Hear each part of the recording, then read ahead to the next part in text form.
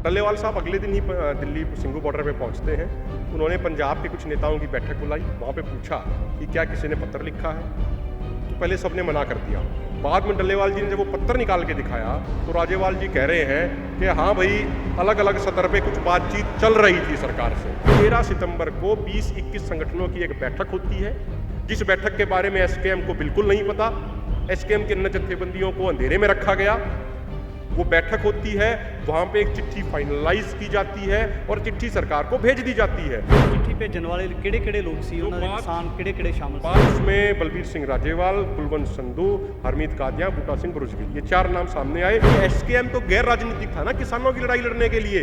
ये कौन सी बात हुई कि इलेक्शन लड़ लिया, जीत के तो मंत्री बन जाएंगे, हार गए तो दोबारा गैर राजनीतिक का राग अलापने लग जाएंगे। इससे एसकेएम की क्रेडिबिलिटी खत्म होती है। जो हमने 2 तारीख की रात को पत्र लिखा कि भाई हमारी मांगे ये हैं, इसको स्वीकार कर लो, हम सारे इकट्ठे रहना चाहते हैं, सब एकजुट रहना चाहते हैं। योगेंद्र यादव ने सामने से क्या जवाब दिया? टल्लेवाल जी को लिख के भेजा कि टल्लेवाल जी, अपने दोस्तों की इज्जत का ख्याल नहीं है तो कम से कम अपनी इज्जत का ख्याल रखिए। क्या ये सामाजिक तौर तरीका होता है बात रखने का? क्या ये पंचायती तरीका होता है बात रखने का? TV 84 ਇੰਡੀਆ ਦੇ ਨਾਲ ਜੁੜੇ ਹੋ। ਮੈਂ ਰਜਿੰਦਰ ਸਿੰਘ ਸਭਰਾ ਮੌਜੂਦਾ ਸਮੇਂ ਦੇ ਵਿੱਚ ਗੱਲ ਕਰਦੇ ਹਾਂ ਕਿ ਜਿਹੜੀਆਂ ਸਰਕਾਰ ਨੇ ਵਾਅਦਾ ਖਿਲਾਫੀਆਂ ਕੀਤੀਆਂ ਨੇ, ਕਿਉਂਕਿ ਦਿੱਲੀ ਦਾ ਕਿਸਾਨ ਅੰਦੋਲਨ ਖਤਮ ਹੋਣ ਸਮੇਂ ਕੁਝ ਵਾਅਦੇ ਕੀਤੇ ਗਏ ਸਨ ਕਿ ਉਹਨਾਂ ਮੰਗਾਂ ਨੂੰ ਪੂਰੀਆਂ ਕੀਤਾ ਜਾਵੇਗਾ। MSP ਦੀ ਗੱਲ ਹੈ, ਲਖੀਮਪੁਰ ਖੀਰੀ ਦੀ ਘਟਨਾ ਨੂੰ ਲੈ ਕੇ ਜਿਹੜਾ ਇੱਕ ਚਰਚਾ ਬਣੀ ਹੋਈ ਹੈ। ਇਹਦੇ ਨਾਲ ਹੀ ਹੋਰ तमाम ਮਸਲੇ ਜੁੜਦੇ ਨੇ ਜਿਹੜੇ ਕਿਸਾਨੀ ਦੇ ਨਾਲ ਜੁੜੇ ਹੋਏ ਨੇ।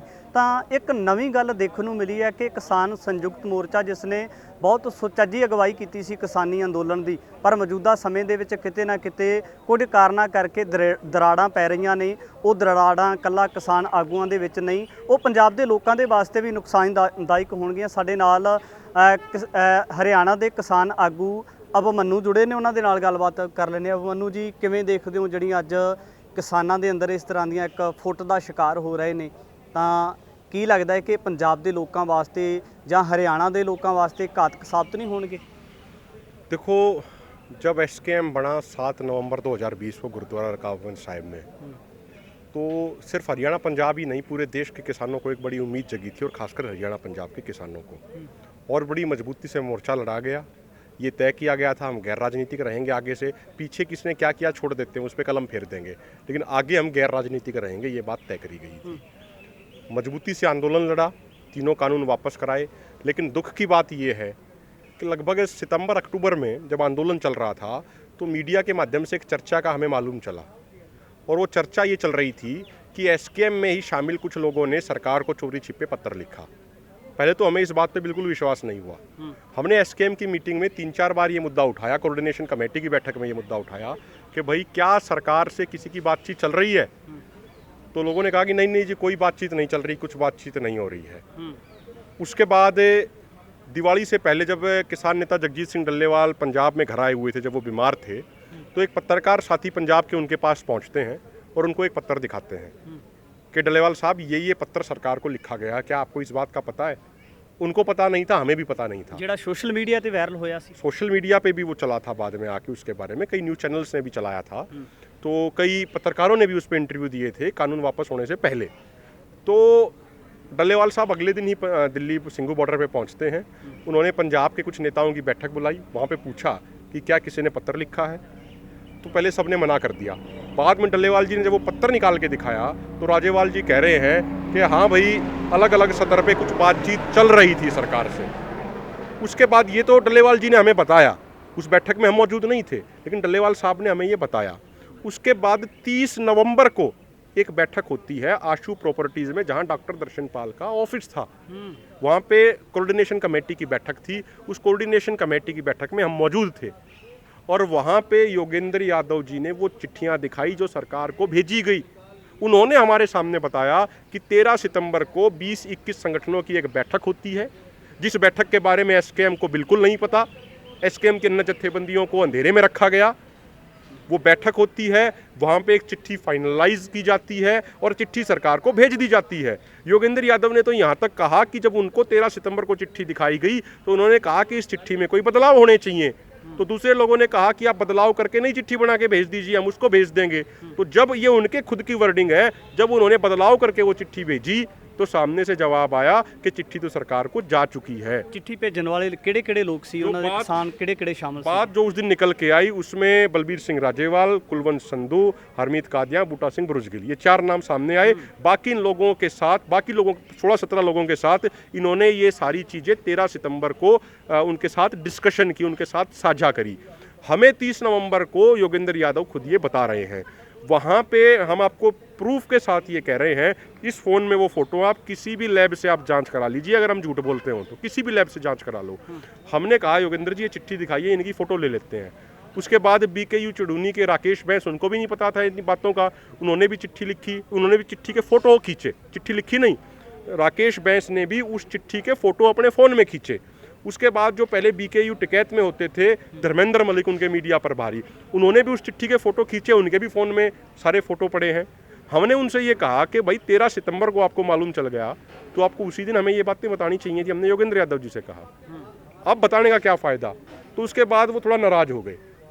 ये चीज़ें हमारे सामने हुई हैं, हम गवाह हैं उस चीज़ के, हम झूठ नहीं बोलते बिल्कुल भी, एक एक चीज़ का प्रूफ है हमारे पास। ਯੋਗਿੰਦਰ यादव भी फिर सवालों के घेरे ਵਿੱਚ ਨੇ।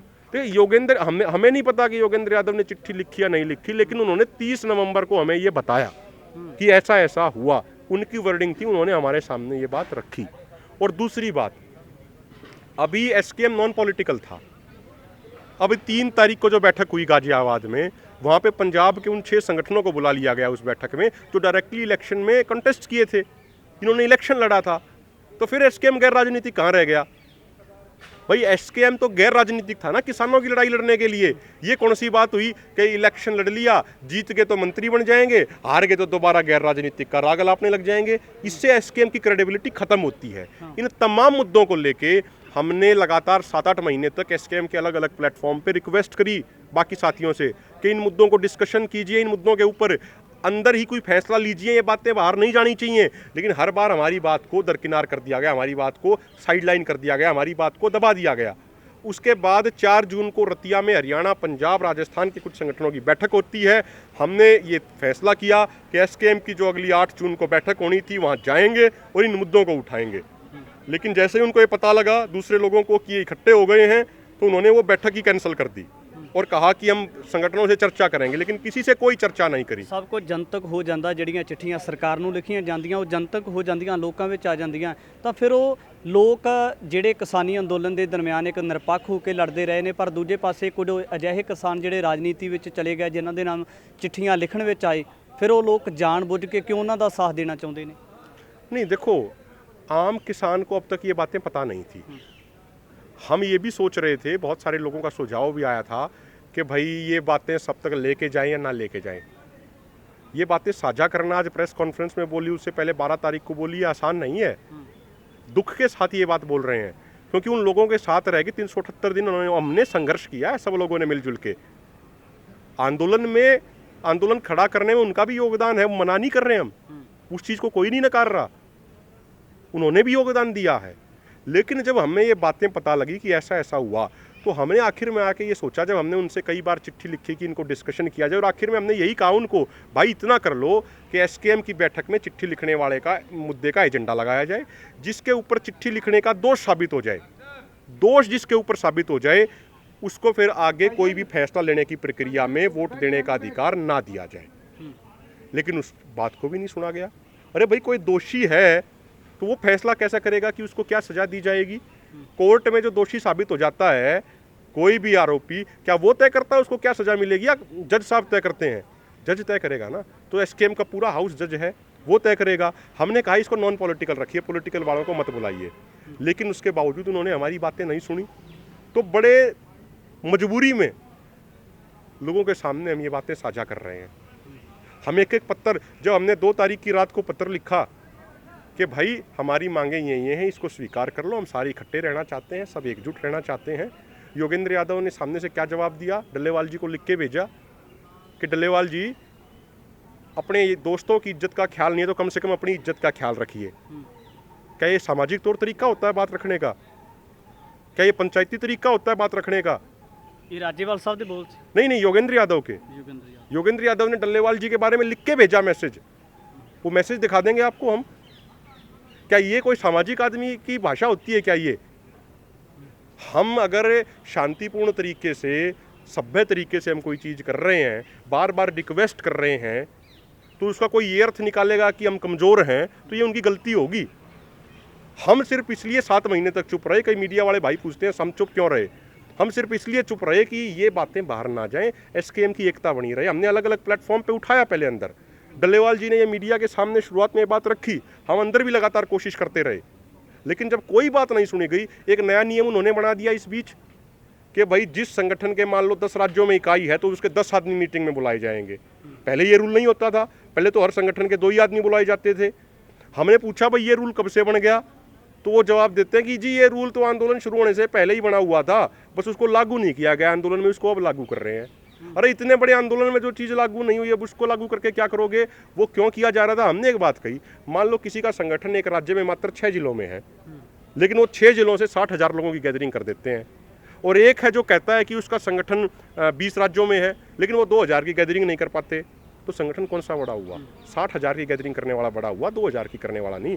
अगर देखा जाए पिछले 12 सालों में मैंने 24-25 राज्यों में यात्राएं की, उनमें आंदोलनों में शामिल रहे हैं। हर स्टेट में हम भी 200-200 आदमी खड़े कर देंगे, लेकिन क्या इसका ये मतलब हो गया कि हम 24 स्टेट के संगठन हैं? नहीं, संगठन का मतलब होता है जहाँ पे मिनिमम हम 10,000 की गैदरिंग तो कर सकें।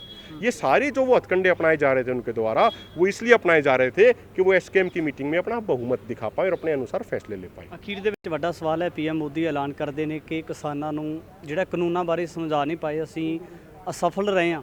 ਤਾਂ ਕਿਤੇ ਨਾ ਕਿਤੇ ਇਹ ਨਹੀਂ ਲੱਗਦਾ ਕਿ ਜਿਸ ਤਰੀਕੇ ਦੇ ਨਾਲ ਕਿਸਾਨ ਆਪਣੇ ਘਰਾਂ ਨੂੰ ਆ ਗਏ ਇੱਕ ਵਾਰ ਪੀਐਮ ਮੋਦੀ ਦਾ ਜਿਹੜਾ ਮਜਬੂਰੀ ਵਸ ਦਿੱਤੇ ਹੋਏ ਬਿਆਨ ਤੋਂ ਪ੍ਰਭਾਵਿਤ ਹੋ ਕੇ, ਕਿਤੇ ਨਾ ਕਿਤੇ ਇਹ ਨਹੀਂ ਲੱਗਦਾ ਕਿ ਜਿਹੜੇ ਲਖੀਮਪੁਰ ਖੀਰੀ ਦੇ ਵਿੱਚ ਉਸ ਘਟਨਾਕ੍ਰਮ ਦੇ ਸ਼ਿਕਾਰ ਹੋਏ ਲੋਕ ਨੇ, ਚਾਹੇ ਜਾਂ ਐਮਐਸਪੀ ਦੇ ਉੱਪਰ ਵਿਸ਼ਵਾਸ ਕਰਕੇ ਵਾਪਸ ਘਰਾਂ ਨੂੰ ਪਰਤ ਕੇ ਆਏ ਨੇ, ਕਿਤੇ ਨਾ ਕਿਤੇ ਸਵਾਲਾਂ ਦੇ ਵਿੱਚ ਘੇਰੇ ਦੇ ਵਿੱਚ ਨੇ ਵੀ ਗੱਲਾਂ ਕਿ ਸਰਕਾਰ ਦੇ ਕਿਤੇ ਕਲਾਵੇ ਦੇ ਵਿੱਚ ਆਉਣ ਦੇ ਕਾਰਨ ਇਹ ਸਾਰਾ ਕੁਝ ਹੋਇਆ। देखो, लखीमपुर के जो हमारे शहीद किसान हैं, उनको लेके हमें बहुत दुख है। लगातार उनसे हम संपर्क में हैं, उनसे बातचीत होती है, और उन लखीमपुर के शहीद किसानों को न्याय दिलाने का एजेंडा हमारी प्राथमिकता में नंबर 1 पे है। उसी के लिए 22 अगस्त को दिल्ली के जंतर मंतर में पंचायत की जाएगी, और हमारा तो ये मानना है, और कोई ये बात कहे या ना कहे, उन्होंने जो वहाँ प्रदर्शन किया था शांतिपूर्ण, वो हमारे कहने पे किया था, एसकेएम के कहने पे किया था। उनको न्याय दिलाना हमारी जिम्मेदारी है। यदि उनके साथ कुछ गलत हुआ, वो उनकी खुद की जिम्मेदारी नहीं होगी, वो हमारी जिम्मेदारी होगी। और उनके साथ सरकार कुछ गलत कर देती, गलत कर ही रही है, यदि उनको इंसाफ हम नहीं दिला पाए तो हमारे ऊपर वो ऐसा दाग लग जाएगा जो जीवन भर हम उतार नहीं पाएंगे। इसीलिए सारी ताकत झोंक के, वो हमारे भाई हैं, उनके लिए कुछ करना पड़ जाए, उनको न्याय दिलाएंगे, उनको जेल से बाहर निकालेंगे। ये हमारी ड्यूटी है, ये हमारी प्राथमिकता, ये हमारा एजेंडा है। अन्य भी बहुत एजेंडे हैं, एमएसपी गारंटी कानून का एजेंडा है, डब्ल्यूटीओ से बाहर आओ ये एजेंडा है, स्वामीनाथन आयोग की रिपोर्ट लागू कराओ एजेंडा है, कर्ज मुक्ति कराओ ये एजेंडा है, लेकिन सबसे बड़ा हमारे लिए सबसे मुख्य एजेंडा लखीमपुर के शहीदों को न्याय दिलाने का। ਆਪਸੀ ਵਖਰੇਵਿਆਂ ਦੇ ਕਾਰਨ ਜਿਹੜਾ ਸੀ ਦੋ ਧਿਰਾਂ ਵੱਖ-ਵੱਖ ਬਣ ਗਈਆਂ, ਰਾਜੇਵਾਲ ਸਾਹਿਬ ਜਾਂ ਜਿਹੜੇ ਹੋਰ ਲੋਕ ਹੋਣਗੇ ਇੱਕ ਪਾਸੇ ਡੱਲੇਵਾਲ ਸਾਹਿਬ ਹੋਣਗੇ, ਪਰ ਇਹ ਲੋਕ ਤੈਅ ਕੌਣ ਕਰਨਗੇ ਕਿ ਅਸਲੀ ਸੰਯੁਕਤ ਮੋਰਚਾ ਕਿਹੜਾ ਹੈ, ਅਸੀਂ ਕਿਹਦੇ ਨਾਲ ਚੱਲਣਾ ਹੈ? देखिए, वो तो किसान तय करेंगे, किसान किसकी बात के साथ सहमत होंगे, किसान किसके साथ खड़े होंगे, वो तय करेगा। 22 अगस्त को जो हमारा इकट्ठ होगा, जो हमारे कार्यक्रम हो रहे हैं, उसमें जिन जिन किसानों को ये सारी बातें पता लग रही हैं, वो हमारे साथ जुड़ते जा रहे हैं, और आगे आने वाले समय में हम बता देंगे। हमारा काम बोलेगा, जुबान से बोलना ठीक नहीं है। ਕਿਸਾਨ ਆਗੂ ਜਗਜੀਤ ਸਿੰਘ ਡੱਲੇਵਾਲ ਵੱਲੋਂ 22 ਅਗਸਤ ਨੂੰ ਜੰਤਰ ਮੰਤਰ ਦਿੱਲੀ ਦੇ ਵਿੱਚ ਰੋਸ ਪ੍ਰਦਰਸ਼ਨ ਕਰਨ ਦੀ ਕਾਲ ਦਿੱਤੀ ਗਈ ਹੈ। ਤਾਂ ਆਉਣ ਵਾਲੇ ਦਿਨਾਂ ਦੇ ਵਿੱਚ ਦੇਖਣਾ ਹੋਵੇਗਾ ਕਿ ਕਿਸ ਤਰੀਕੇ ਦੇ ਨਾਲ ਜਿਹੜੀਆਂ ਕਿਸਾਨਾਂ ਦੇ ਵੱਲੋਂ ਜਿਹੜੀਆਂ ਮੰਗਾਂ ਨੇ ਜਾਂ ਜਿਹੜੇ ਆਪਸੀ ਦੋ ਧੜੇ ਪੈਦਾ ਹੋ ਚੁੱਕੇ ਨੇ, ਉਹਨਾਂ ਧੜਿਆਂ ਦੇ ਨਾਲ ਰਲ ਕੇ ਕੀ ਪੰਜਾਬ ਦੇ ਲੋਕ, ਕੀ ਕਿਰਤੀ ਲੋਕ ਚੱਲਣ ਵਾਸਤੇ ਤਿਆਰ ਹੋਣਗੇ, ਜਾਂ ਫਿਰ ਕਿਸੇ ਇੱਕ ਕਿਹੜੀ ਧਿਰ ਨੂੰ ਮਾਨਤਾ ਦਿੱਤੀ ਜਾਵੇਗੀ? ਆਉਣ ਵਾਲੇ ਸਮੇਂ ਦੇ ਵਿੱਚ ਬਹੁਤ ਵੱਡੇ ਸਵਾਲ ਸਾਡੇ ਸਾਹਮਣੇ ਹੋਣਗੇ। ਇੱਕ ਪਾਸੇ ਸਰਕਾਰ ਦੀਆਂ ਨੀਤੀਆਂ, ਔਰ ਇੱਕ ਪਾਸੇ ਵੱਖ-ਵੱਖ ਖੇਰੂ ਹੋਏ ਧਿਰਾਂ ਦੇ ਜਿਹੜੇ ਕਿਸਾਨ ਨੇ ਉਹਨਾਂ ਦੀਆਂ ਨੀਤੀਆਂ ਹੋਣਗੀਆਂ। ਆਉਣ ਵਾਲੇ ਸਮੇਂ ਦੇ ਵਿੱਚ ਤਮਾਮ ਪੱਖ ਲੈ ਕੇ ਹਾਜ਼ਰ ਹੋਵਾਂਗਾ। ਧੰਨਵਾਦ।